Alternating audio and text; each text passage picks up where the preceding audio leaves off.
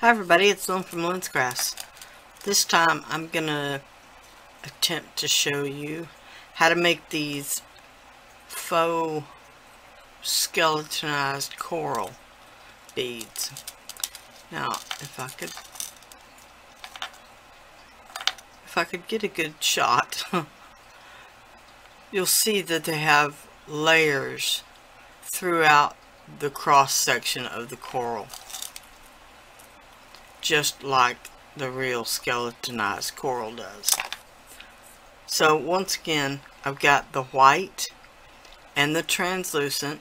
Again, not the white translucent, just the regular. These are both primo, and I'm just going to stack them and then run them through the pasta machine.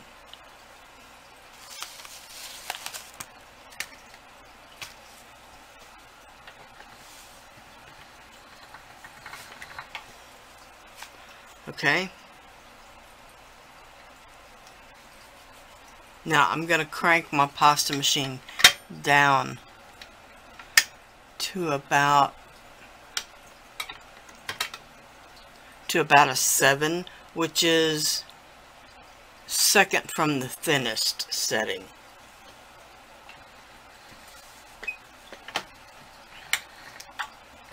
So you can see it's pretty thin, but not paper thin. Okay, probably paper thin, but not tissue thin. It's about that thick, however thick that is. Okay, so it's really not a very pretty. So I'm going to take it from the long end with the white on the outside.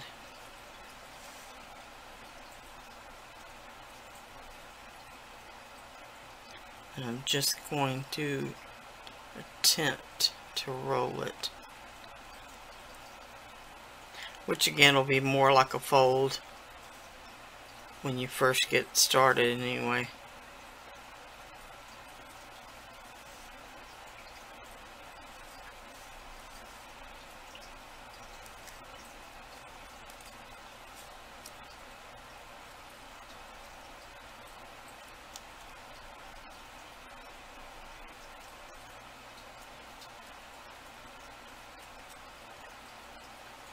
Okay, I really didn't use enough clay to do this technique properly, but I'm still going to attempt it.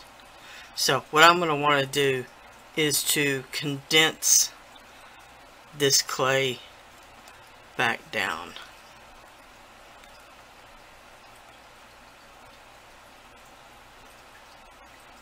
If I can.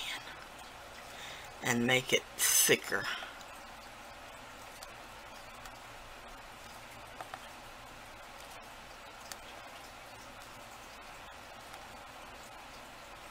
Because really all I need is one bead to show you.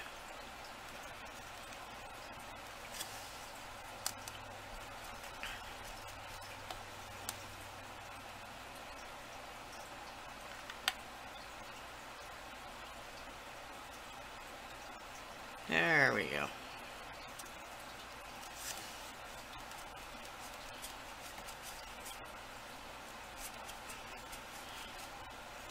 Now again, if you were really doing this, you would make a long snake.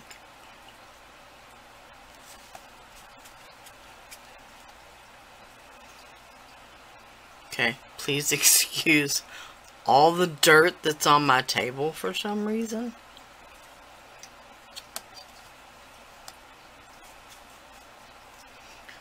Hopefully next week's tutorial will make it clear as to why. Okay, I'm just going to start by cutting this in half. Okay, now you can see the layers in this bit of clay here. Alright. Pretend I didn't cut it in half. See if I can fit it back together. Okay, pretend I didn't cut it in half. It's still one solid log, because you want to do this before you cut the beads. Okay, I'm just going to take my ball tool. Now this ball tool has a larger end, which is about 2 millimeter, and then it's got a tiny, tiny ball end. So what you're going to do is to mark the whole surface.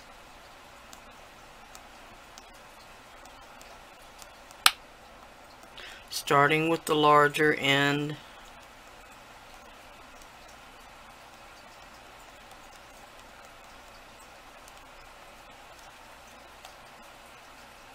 Okay, and you want to make them relatively deep.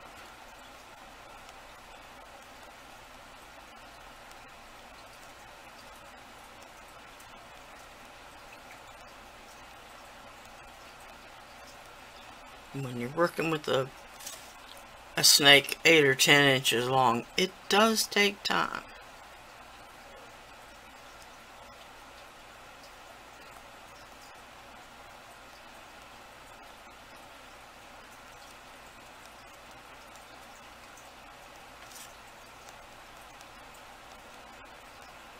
I'll explain why we didn't cut the beads into sections first in a minute.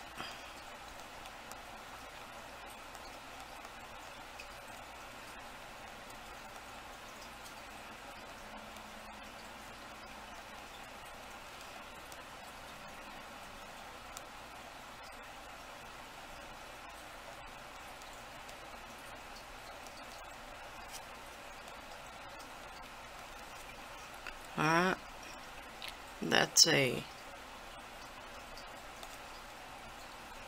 sort of convincing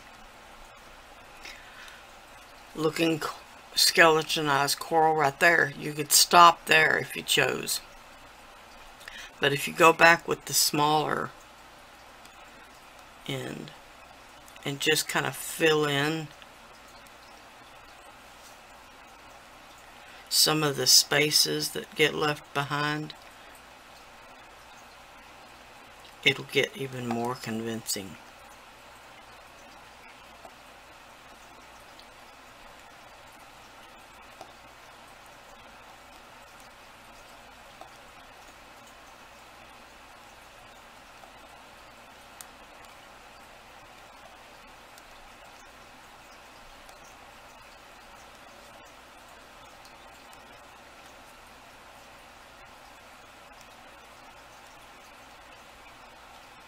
Just bear with me another minute.